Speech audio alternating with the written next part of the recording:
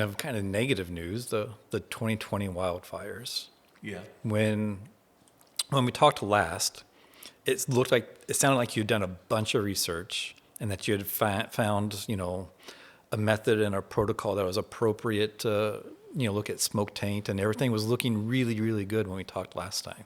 Yeah. So for my fruit here, AJ, we didn't have any ill effects from the smoke, and that was primarily because we didn't get any young smoke near the vineyard.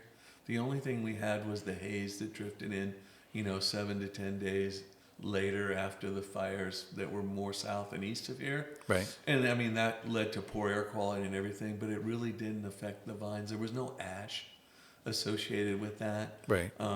And so I did have a client who was out near the Santiam fire, which was a big one, and his fruit was damaged, and it was rejected by a larger winery that we had it sold to Right. for smoke taint specifically.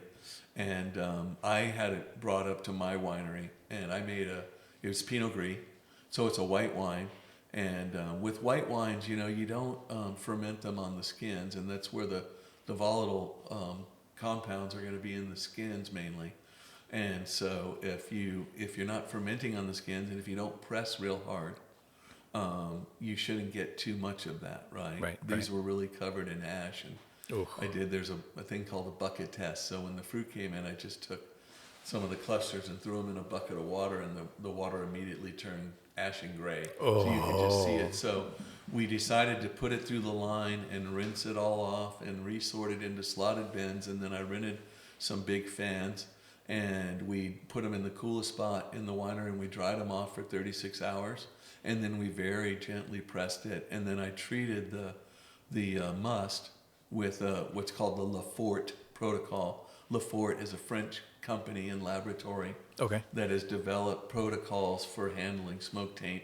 There's a bunch of them, and they have a USA division. Okay. And there are a bunch of different labs that have been dealing with that for the Californians and the Australians and stuff since about 2006. So, there was quite a bit of research and work that's been done on it.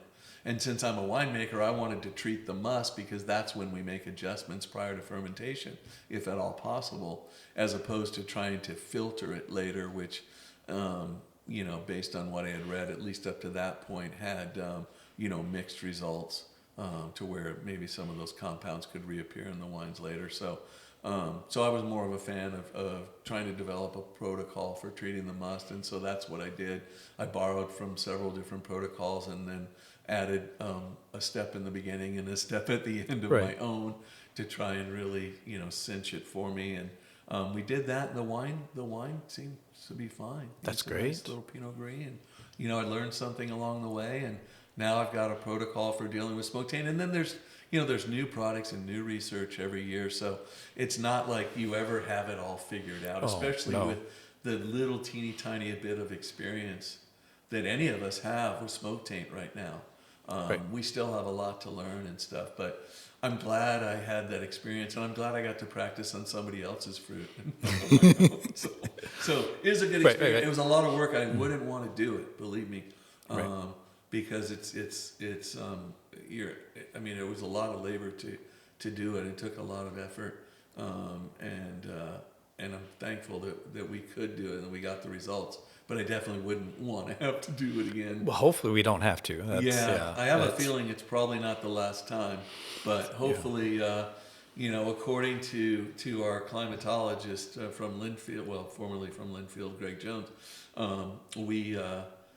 that was a 1,000-year, set of circumstances that caused a lot of that, Interesting.